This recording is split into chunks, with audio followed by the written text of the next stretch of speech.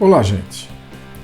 Na aula de hoje, vamos fazer uma pequena revisão de alguns termos que a gente já viu e eu vou até adicionar alguns termos novos que a gente ainda vai estudar futuramente, para a gente dar uma geral na disciplina de Química Medicinal. Então vamos para o vídeo.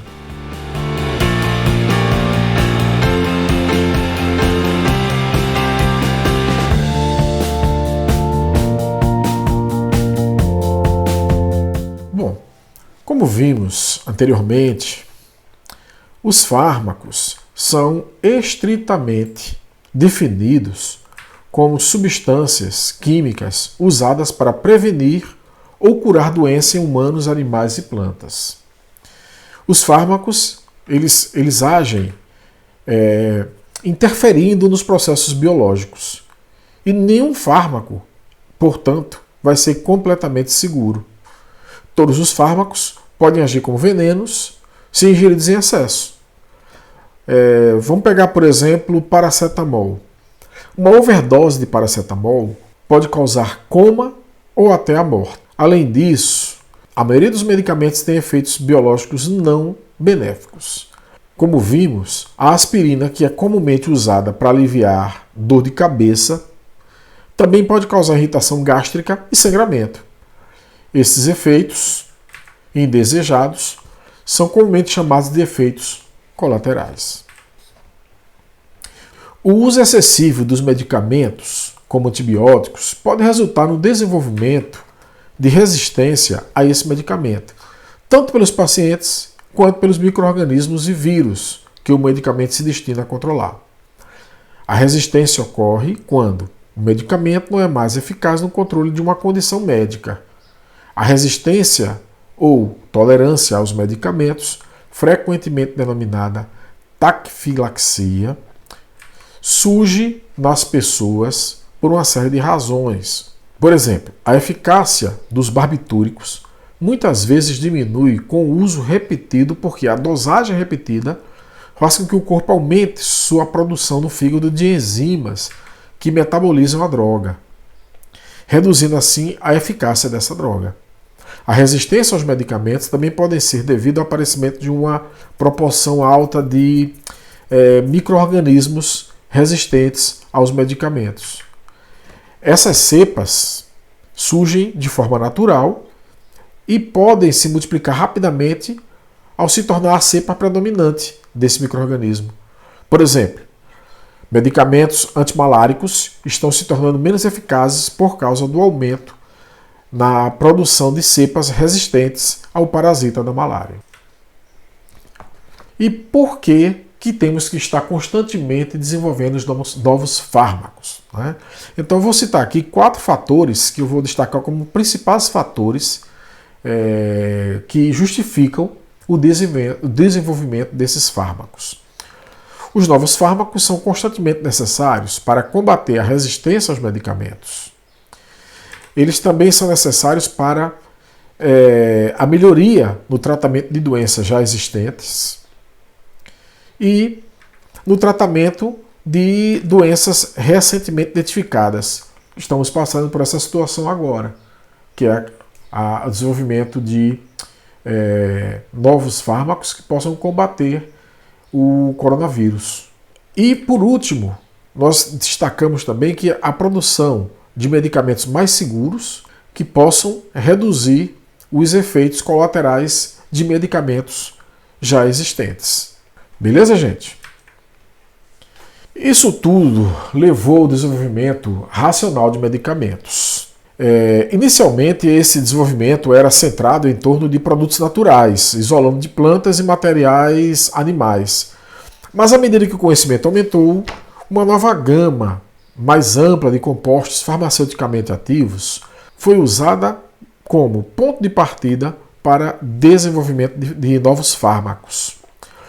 O composto nos quais o desenvolvimento se baseia, ele é denominado de composto protótipo, enquanto que os compostos sintéticos desenvolvidos a partir de um protótipo são denominados como seus análogos. Então, o mesmo composto protótipo ele pode ter centenas, milhares de análogos que têm que ser testados para ver qual deles tem uma aplicação que seja mais intensa em termos de combater aquela doença específica, ou que seja que tenha menos efeitos colaterais. O trabalho do químico medicinal hoje, ele centra-se na descoberta de novos compostos protótipos, com propriedades médicas mais específicas. Inclui o desenvolvimento de análogos mais eficazes, seguros, tanto desses compostos protótipos novos, quanto dos já existentes. Então isso não quer dizer que um composto que já exista não possa ser melhorado. Ele pode ser melhorado a partir do desenvolvimento de análogos. Isso geralmente envolve a síntese e o teste de muitas centenas de compostos antes que um composto adequado seja produzido. Atualmente estima-se que, olha só, para cada 10 mil compostos sintetizados, um é adequado para uso médico. Então veja que a busca é grande e é complexa. O primeiro desenvolvimento racional de um fármaco sintético foi realizado por Paul Ehrlich e Sakaricho Hatta, que produziram um antiprotozoário, a esfernamina, em 1910, combinando a síntese com a triagem biológica confiável e procedimentos de avaliação. Ehrlich, no início do século XX, havia reconhecido que tanto as propriedades benéficas quanto as tóxicas de uma droga eram importantes para a sua avaliação. Ele percebeu que as drogas mais eficazes apresentavam maior seletividade para o micro-organismo-alvo do que para o hospedeiro. Consequentemente, para comparar a eficácia de diferentes compostos, ele expressou a seletividade de uma droga e, portanto, sua eficácia em termos de seu índice quimioterápico, que ele definiu como a razão entre a dose mínima para a cura e a dose máxima que é tolerada pelo paciente. A determinação e a catalogação do índice quimioterápico dos 600 compostos sintetizados por Ehrlich e Hatta permitiu-lhes, em 1909, descobrir a asfernamina, comercializada com o nome de Salvarsan. Essa droga era muito tóxica, mas bem mais segura do que a utilizada anteriormente, o Antoxil. Foi usado até meados da década de 40, quando foi substituído pela penicilina. Hoje em dia, o índice quimioterápico de Ehrlich foi atualizado para levar em consideração a variabilidade dos indivíduos e agora é definido por seu recíproco, o índice terapêutico, que é dado pela proporção dose letal requerida para matar 50% dos animais de teste, DL50, e a dose que produz uma resposta terapêutica em 50% das amostras de teste, DE50. Em teoria, quanto maior esse índice terapêutico de um medicamento, maior a sua margem de segurança. No entanto, na prática, os valores do índice só podem ser usados como um guia, limitado para a utilidade relativa de diferentes compostos. O termo relação estrutura-atividade, SAR, do inglês Structure Activity Relationship, é agora usado para descrever a abordagem de Ehrlich para a descoberta de drogas, que consistia em sintetizar e testar uma série de compostos estruturalmente relacionados. As tentativas de relacionar quantitativamente a estrutura química com a ação biológica foram iniciadas pela primeira vez no século XIX, mas foi somente na década de 60 que Hensch e Fujita desenvolveram um método que incorporou com sucesso medições quantitativas nas determinações do SAR, ou seja, aperfeiçoou o SAR. A técnica conhecida como Q-SAR, tá? Relações quantitativas estrutura-atividade, um de seus usos mais bem sucedidos foi no desenvolvimento na década de 70 dos agentes anti-úlcera, cimetidina e ranitidina. Tanto o SAR quanto o Q-SAR são partes importantes dos fundamentos da química medicinal. Por esse motivo, nós vamos ter uma aula específica para tratar tanto do SAR quanto do Q-SAR, aí futuramente. abordagem alternativa ao desenho de medicamentos foi iniciada pelo trabalho de John Langley, em 1905. Ele propôs que as chamadas substâncias receptoras no corpo poderiam aceitar um composto estimulante, que causaria uma resposta biológica, ou um composto não estimulante, que impediria uma resposta biológica. A gente vai ter uma aula bem específica sobre isso. Hoje é universalmente aceito que a ligação de um agente químico, denominado ligante, a um receptor, denomina uma série de eventos bioquímicos que resultam em um efeito biológico ou farmacológico. Além disso, um fármaco é mais eficaz quando sua estrutura ou parte significativa de sua estrutura, tanto que no que diz respeito à forma molecular, quanto à distribuição de elétrons, ou seja, a estrutura estereoeletrônica, é complementar à estrutura estereoeletrônica do receptor responsável pela ação biológica desejada. A parte da estrutura de um ligante que se liga a um receptor é conhecida como farmacóforo. Além disso, acredita-se que hoje em dia que os efeitos colaterais podem surgir quando fármacos se ligam ao receptor responsável pela resposta biológica desejada ou a diferentes receptores. A partir daí surgiram ideias de modificações em fármacos sem modificar o seu farmacóforo, modificando cadeias laterais a esse farmacóforo, com a possibilidade de aumentar ou reduzir solubilidade ou outras propriedades físico-químicas desejáveis ao fármaco. Já no final do século XX, do meio para o final do século XX, ocorreu uma explosão da nossa compreensão da química dos estados de doença, estruturas e processos biológicos. Hoje temos uma imagem mais clara de como as drogas são distribuídas pelo corpo e transportadas através de membranas, e seu modo de operação e metabolismo. Ele permitiu que os químicos medicinais colocassem grupos que influenciam a absorção, a estabilidade em um biossistema, distribuição, metabolismo e excreção na estrutura molecular de um medicamento. Vamos ter uma aula específica exatamente sobre a questão da absorção, distribuição e excreção de fármacos. Vamos pegar um exemplo de um grupo como o ácido sulfônico, que é um grupo polar. Quando ele é adicionado à estrutura de um medicamento, obviamente aumentará a sua polaridade e, consequência, aumentará a sua solubilidade em água. Isso pode melhorar a sua taxa de absorção ou sua taxa de excreção pelo corpo. No entanto, devido à natureza complexa de sistemas biológicos, há sempre um certo grau de incerteza na previsão dos efeitos das mudanças estruturais na atividade de um medicamento. Como resultado, é sempre necessário realizar testes extensivos para determinar as consequências de modificar uma estrutura.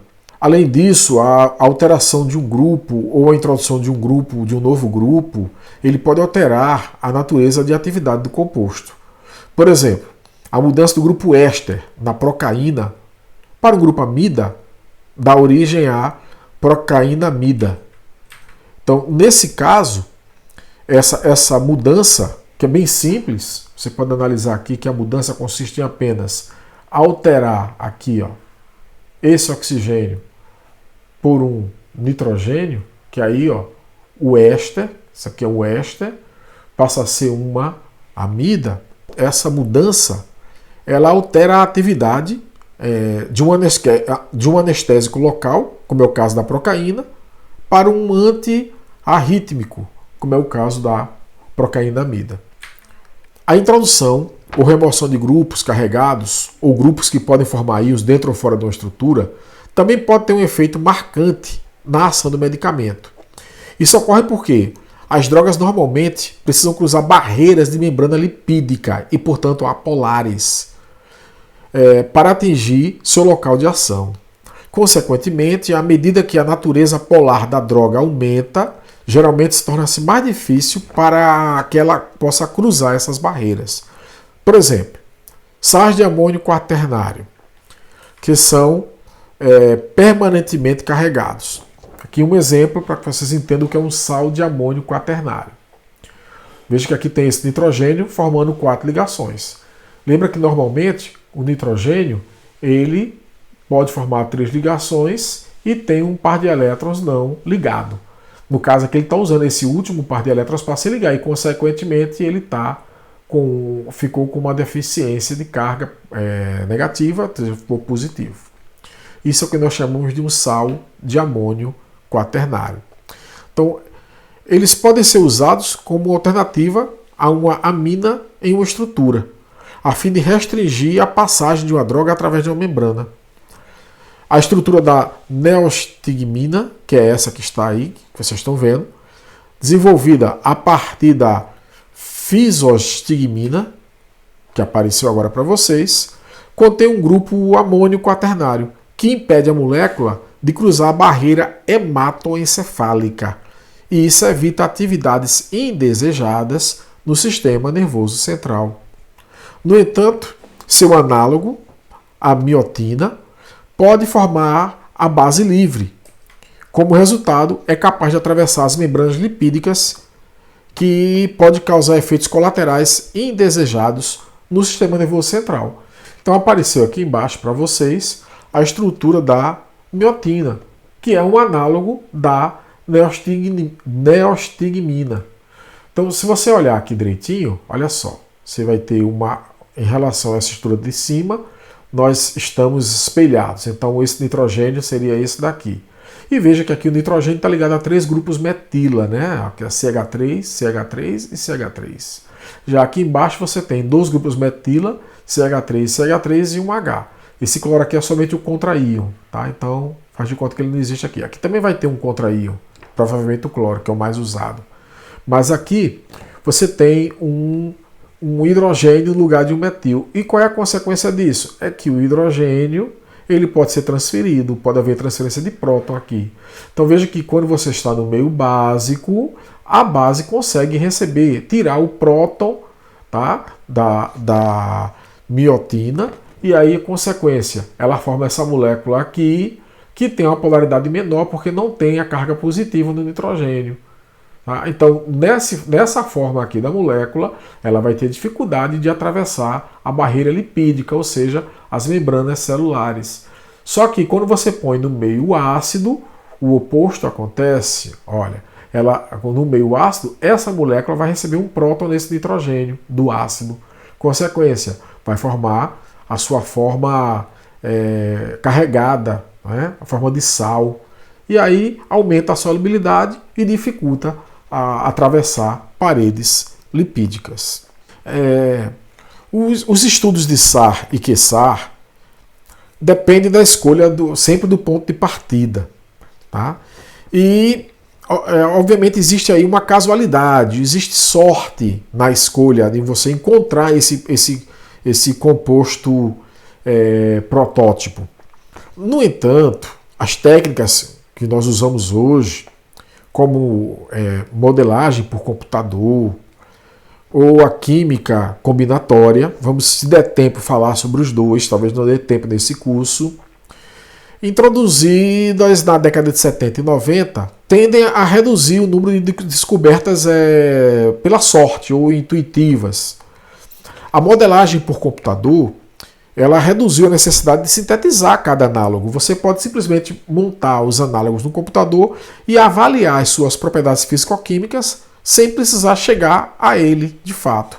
E aí você já pode escolher os análogos que você viu no computador, que são mais promissores, e sintetizar apenas esses, e não todos os possíveis análogos. Então isso reduz muito o tempo para se chegar no protótipo. A química combinatória, ela cobre um grupo de técnicas relacionadas à produção simultânea de uma grande quantidade de compostos para testes biológicos. Consequentemente, ele é usado para o estudo da ação de estrutura e para descobrir novos compostos protótipos. Esses procedimentos, além de serem rápidos por natureza, eles podem ser também automatizados, aumentando ainda mais a sua eficácia. Então, gente, era isso que eu queria passar para vocês hoje. Eu revisei alguns termos, já coloquei algumas coisas que a gente vai ver lá para frente, só como uma forma de adiantar. A gente vai analisar nas futuras todos esses fatores que eu falei aqui que são inéditos. Não se preocupem. E na próxima aula nós vamos falar sobre a fonte de fármacos e de compostos protótipos. Então por hoje ficamos por aqui e até a próxima aula. Tchau, gente!